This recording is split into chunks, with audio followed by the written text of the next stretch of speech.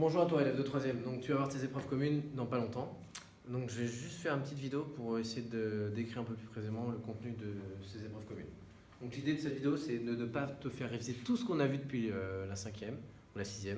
C'est juste vraiment essayer de bien cibler tes révisions. Donc peut-être que ça te sera utile. Donc première chose que je vais te demander. Donc oui, tu as reçu cette fiche de préparation d'épreuves communes qui est disponible sur mon site. Maintenant que tu as reçu en cours. Voilà, donc ici il y a les différents points à maîtriser en connaissance ou en compétence. Et ici tu peux même te mettre des petites croix en fonction de si tu maîtrises ou pas. Et tu pourras même le faire après avoir fait l'épreuve, au passage. Donc la première chose qu'il va falloir que tu saches faire, c'est déterminer le nombre d'atomes dans une molécule. Donc, par exemple, la molécule ici, C6H12O6, il faut que tu saches compter le nombre total d'atomes. Il y a 6 atomes de carbone, 12 atomes d'hydrogène, 6 atomes d'oxygène, tu fais la somme de ces trois nombres. 6 plus 6, 12, 12 plus 12, 24, ce qui te fait 24 atomes. Au passage, il faudra que tu saches aussi que la molécule contient 6 atomes de carbone, qu'elle contient 12 atomes d'hydrogène et 6 atomes d'oxygène. Voilà pour le premier point. Donc ça, on l'avait vu en classe de 4e, on l'a revu en début d'année. Bon. Deuxième point, savoir déterminer le nombre d'électrons d'un atome à partir de son nombre de protons. Donc, je prends un exemple. L'atome d'oxygène, on a vu au chapitre 6 en début d'année sur la partie D, la chimie, les révisions qu'on avait faites, que l'atome d'oxygène avait 8 protons. On avait déduit le fait qu'il ait 8 protons, on sait que c'est un atome, donc si c'est un atome, globalement, il a une charge neutre. Par conséquent, il a autant de charges positives que de charges négatives. Je rappelle que l'atome, je vais faire un petit schéma, je vais prendre un petit stylo. Donc l'atome, il y a le noyau, et il y a des charges négatives autour, d'accord. Dans le noyau, on a des charges positives, des protons, et on a aussi des neutrons sans charge. Et donc, dans l'atome d'oxygène, on avait vu qu'il y avait 8 protons, et comme il y a 8 protons, on sait alors qu'il y a, je vais dessiner 1, 2, 3, 4, 5, 6, 7, 8, d'accord. Bon, je ne dessine pas le nombre de neutrons, mais il y en aura normalement 8 aussi, 1, 2, 3, 4, 5, 6, 7. Voilà. Si on a 8 protons, l'atome d'oxygène a forcément 8 électrons. 1, 2, 3, 4. Je vais faire mieux. 1, 2, 3, 4, 5, 6, 7, 8. Pourquoi? Puisque l'atome étant neutre, il a autant de charges positives que négatives. On en déduit qu'il a 8 électrons. Voilà. Savoir que lors de la dissolution d'un solide dans le solvant, la masse se conserve. Le nombre d'atomes reste le même lors de la dissolution. Je prends un exemple. Tu as 100 ml d'eau, qui correspond à 100 grammes d'eau. Tu as 8 grammes, tu as 5 grammes de sel. Tu dissout 5 grammes de sel. Quelle est la masse de ton mélange eau plus solide? C'est les 100 grammes d'eau, tes 100 ml, plus les 5 grammes de sel que tu as ajouté. Voilà. Lors d'une dissolution, la masse se conserve, tout simplement. Ensuite, on va te demander de savoir différencier une transformation physique d'une transformation chimique. Donc ça, on avait vu en 4e. Une transformation physique, c'est clairement un changement d'état. La glace, qui passe de l'état solide à l'état liquide, donc une fusion. Les molécules qui sont bien ordonnées, d'accord, comme ça, on avait vu ça, voilà. En passant à l'état liquide, vont se désordonner, d'accord. Elles vont même se rapprocher pour l'eau, mais elles vont se désordonner, d'accord. Elles vont plus être exactement bien alignées, d'accord. Donc ça, c'est l'état liquide. Et donc ce passage de l'état solide à l'état liquide, c'est une transformation physique. Tous les changements d'état sont des transformations physiques. Qu'est-ce qui se passe? Les molécules, elles, ne changent pas. Ce sont des molécules d'eau au début, ce sont des molécules d'eau à la fin. Mais les molécules se réarrangent, se réorganisent. Voilà. Qu'est-ce qu'une transformation chimique? On avait vu cette fois-ci que on avait par exemple en 4e le charbon. Donc on avait représenté, ah mince, par le carbone, j'ai pas de stylo noir.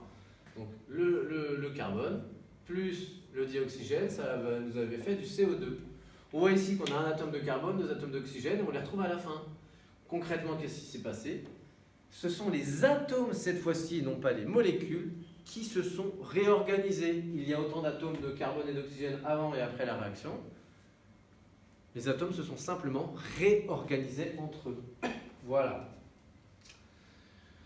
Ensuite, on te demande de savoir le nom des différents changements d'état, donc la solidification, la fusion, la liquéfaction, la vaporisation. Donc la solidification, c'est le passage de l'état liquide à solide, fusion de solide à liquide, liquéfaction de l'état gazeux à l'état liquide, vaporisation de l'état liquide à l'état gazeux. Je te rappelle, tu as deux types de vaporisation, l'évaporation et l'ébullition. Ensuite, savoir identifier les réactifs et les produits, on a vu ça en quatrième. Donc ici, la combustion du propane. Tu as les réactifs qui sont situés avant la flèche et ceux qui disparaissent, ceux qui sont avant les réactions. C3H8 et le dioxygène, ce sont les réactifs. Ils vont disparaître au cours de la réaction chimique. Et puis il y a des molécules qui vont apparaître, le dioxyde de carbone et l'eau.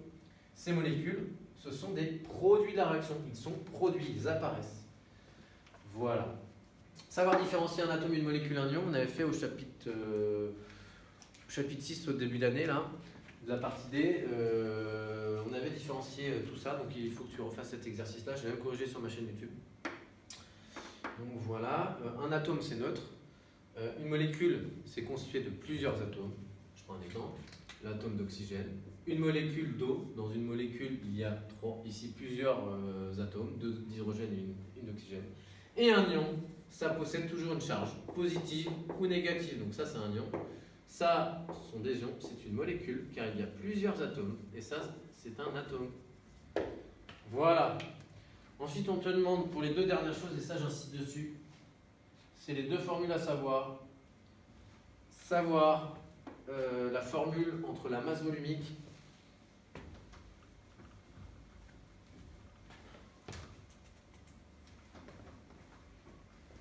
donc la masse volumique, ρ, c'est m sur v. Attention ici, c'est une formule où si on met la masse en grammes et le volume en litres, on a des grammes par litre. Par contre, si tu mets la masse en kilogrammes et le volume, bah, si on le laisse toujours en litres, ça va nous donner des kilogrammes par litre. Et puis si tu mets la masse en grammes et le volume en millilitres, ça te fera des grammes par millilitre. Ici, les unités, elles sont un peu libres.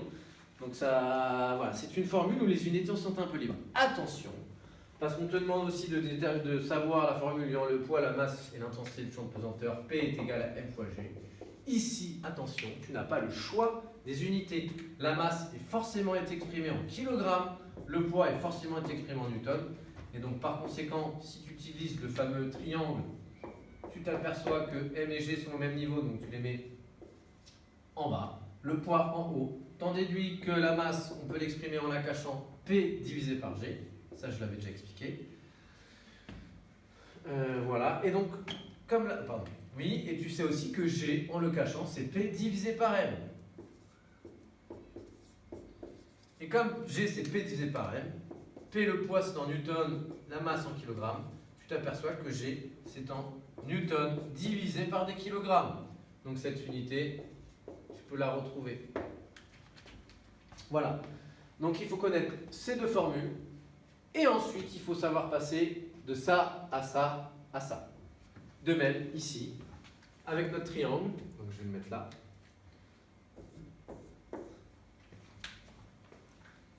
Donc c'est ça lorsque je te dis savoir utiliser le produit en croix pour retrouver la formule du volume et de la masse à partir de la formule de la masse volumique, c'est ce que je vais faire là. Savoir utiliser le produit en croix pour retrouver la formule de la masse, c'est bien sentir du champ de pesanteur à partir du poids, c'est ce que je viens de faire là. D'accord? Et donc du coup ici, attention, la masse volumique, du côté où il y a deux grandeurs, c'est ici. On voit bien que la masse est au-dessus, le volume en dessous. La masse au-dessus, le volume en dessous. Là où il y a le trou, je mets la masse volumique. Bon, qu'on inverse ces deux-là, tu peux aussi faire ça, ça ne change pas grand-chose. Hein. D'accord? Là, c'est un fois, là, c'est un divisé. Ainsi, la masse, ça vaut quoi? Je cache. Rho fois V. Le volume, M, divisé par V. Il faut que tu saches absolument, pardon, M, le volume, c'est M divisé par Rho. Voilà, retrouver ces formules. Ça, c'est hyper important. C'est la maîtrise du produit en croix. Si tu maîtrises ça, le lycée, ça se passera bien.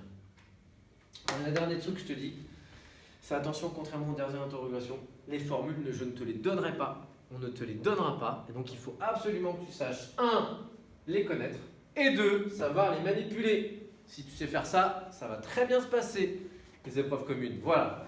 Bon, écoute, bon courage à toi. Passe de bonnes révisions et j'espère que cette vidéo t'aura au moins rassuré. Voilà. Allez, à bientôt. Au revoir.